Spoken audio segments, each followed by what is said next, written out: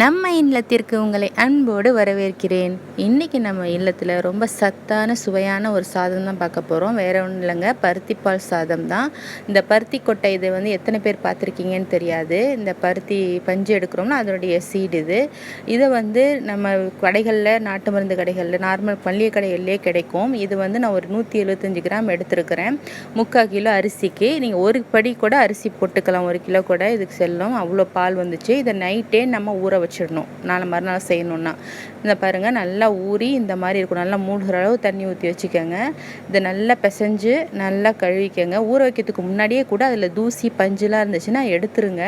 இப்போ இது நல்லா கழுவி இந்த மிக்சியில் போட்டு நான் அரைக்க போகிறேன். அதுக்கு முன்னாடி நான் சாதத்துக்கு வேண்டிய அரிசியை 3/4 கிலோ அரிசியை ஊற வச்சுட்டேன் நல்லா கழுவிட்டு. இப்போ பாருங்கள், இந்த பருத்தி கொட்டையும் நல்லா கழுவிட்டு அதை நான் வந்து நல்லா வேணுங்கிற அளவுக்கு தேங்காய் பால் எடுக்கிற மாதிரி புழிஞ்சு அரைச்சி ஒரு பால், தலைப்பால், 2வது பால்னு எடுத்துகிட போகிறேன்.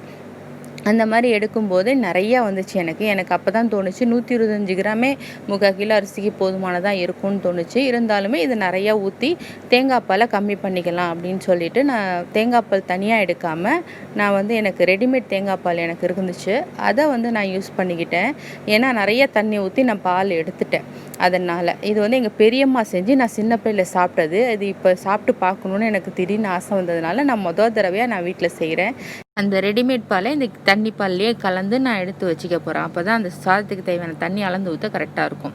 இப்போ ஒரு அகலமான பாத்திரத்தில் நான் ஒரு 75 ml வந்து எண்ணெய் ஊற்றிக்கிட்டு அதில் 1 டேபிள் ஸ்பூன் நெய்யும் ஊற்றிட்டு ஒரு பெரிய துண்டு பட்டை, 3 ஏலக்காய், 2 கிராம்பு போட்டு தாளிச்சிக்கிறேன். அதோட ஒரு பெரிய வெங்காயமாக ஸ்லைஸ் பண்ணி போடுறேன். பெரிய வெங்காயமாக இல்லை சின்ன திட்டமான வெங்காயம்னா 2 வெங்காயமாக கூட போட்டுக்கலாம். ஸ்லைஸ் பண்ணி போட்டு நம்ம வதக்கிக்கலாம். எப்போதும் நம்ம கீ ரைஸு இந்த புலாவெலாம் பண்ணுற மாதிரி நம்ம வதக்க போகிறோம், அவ்வளோதான்.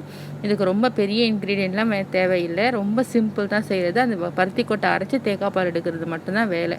அதுதான். இப்போ இந்த வந்து பார்த்திங்கன்னா ஓரளவு வதங்கினதுக்கு அப்புறமா பச்சை மிளகா ஒரு 3, பூண்டு ஒரு 5-6 பல்ல லேசாக தட்டியும் நம்ம அதில் சேர்க்க போகிறோம். இஞ்சி பூண்டும் ஒரு 2 டீஸ்பூன் 3 டீஸ்பூன் சேர்ப்போம். அதோட இதையும் சேர்த்தா ரொம்ப வாசமாக இருக்கும் சாதம். ரொம்ப வதக்கணும்னு இல்லை, ஓரளவு வாசம் வர அளவு கொஞ்சம் நேரம் 1 நிமிஷம் வதங்கினதுக்கப்புறம் நம்ம இஞ்சி பூண்டு சேர்த்துடலாம். இஞ்சி பூண்டு ஒரு 3 டீஸ்பூன் நான் போட்டிருக்கிறேன், போதுமானது அது. அதை வந்து நல்லா வாசம் வர நல்லா வதக்கிக்கோங்க. 1 நிமிஷம் அதுவும் நல்லா வாசம் வர வதங்கினதுக்கு அப்புறமா தான் நம்ம இந்த மல்லி இலை, புதினா இலை இருந்தால் புதினா இலை மட்டுமே போதும். அந்த வாசமே ரொம்ப சூப்பராக இருக்கும். அது இல்லாததுக்கு நம்ம மல்லி இலை தான் நான் இன்றைக்கி சேர்த்துருக்கேன். என்கிட்ட புதினா இப்போதைக்கு இல்லை, அதனால் மல்லித்தலையே கொஞ்சம் நான் சேர்த்துக்கிறேன். அதை கொஞ்சமாக போட்டு கடைசியில் கொஞ்சம் போடலாம். அதனால் கொஞ்சமாக போட்டுட்டு நான் வந்து தேங்காய் அது கூட ஒரு வதக்கிட்டு நான் இந்த எடுத்து வச்சுருக்கோம் இல்லையா, பருத்தி பாலும் தேங்காய் பாலும் மிக்ஸ் பண்ணி இதை நம்ம அளந்து நம்ம முன்னாடியே வச்சுக்கணும். எவ்வளோ அரிசி போடுறோமோ அதுக்கு தகுந்தானே. நான் இப்போ ஒரு 3.5 டம்ளர்னு வச்சுக்கோங்களேன். இப்போ நான் அதுக்கு வந்து நான் 1க்கு 1.5 அப்படிங்கிற கணக்கில் எடுத்துக்கிட்டு எக்ஸ்ட்ராவாக 1 டம்ளர் நான் ஊற்ற போகிறேன். ஏன்னா இது நல்லாவே வாங்கும்.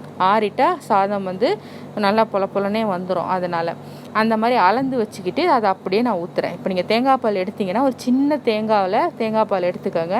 எடுத்துக்கிட்டு கெட்டி தேங்காய் பால் இதையும் கலந்துக்கிட்டு நான் அளந்து வச்சுக்கோங்க. அளந்து இருந்தால் நல்லா இருக்கணும். பருத்தி பால் கூட இருக்கணும், தேங்காய் பால் கொஞ்சம் கம்மியாக ஊற்றிக்கோங்க. அது வாசத்துக்கு தான், மற்றபடி ரொம்ப அது டாமினேட் பண்ணிடக்கூடாது.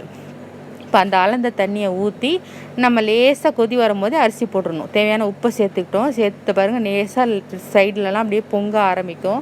லேசாக அந்த கொதி வர நேரத்தில் நம்ம வந்து அரிசியை போட்டுடணும். களைஞ்சி ஊற வச்ச அரிசியை தண்ணி வடிகட்டிட்டு அதில் போட்டு எக்ஸ்ட்ரா கொஞ்சம் மல்லித்தழையும் போட்டு உப்பு சரி பார்த்துக்க வேண்டியது தான். ரொம்ப சிம்பிள் தாங்க.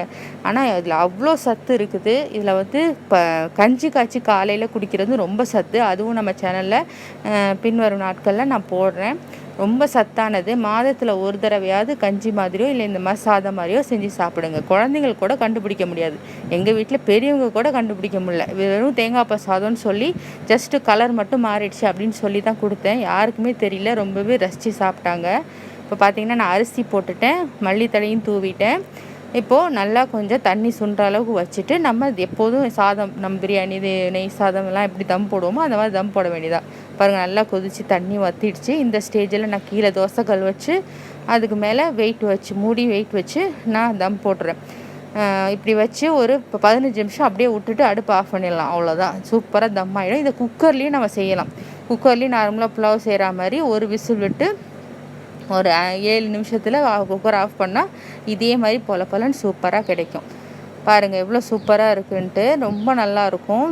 குழந்தைங்களுக்கு ஸ்கூலுக்கு இதுக்கு வந்து குழம்புலாம் எதுவுமே தேவையில்லை. அப்படியே இதுக்கு வந்து ஏதாவது ஒரு சிக்கன் ஃப்ரையோ இல்லை வெறும்ன ஏதோ ஒரு துவையல், புளி துவையல், தேங்காய் இந்த புதினா துவையல் இந்த மாதிரி ஏதாவது செஞ்சியோ கூட சாப்பிட்லாம். எங்கள் பெரியம்மா அப்படி தான் இந்த சாதத்தோட வெறும் ஒரு தேங்காய் சுட்டு புளி துவையல் வைப்பாங்க. அவ்வளோ சூப்பராக இருக்கும். ரொம்பவே நல்லாயிருக்கும். நீங்களும் செஞ்சு பாருங்கள். செஞ்சு பார்த்துட்டு எப்படி இருக்குன்னு சொல்லிவிட்டு அவசியம் கமெண்டில் தெரிவிங்க.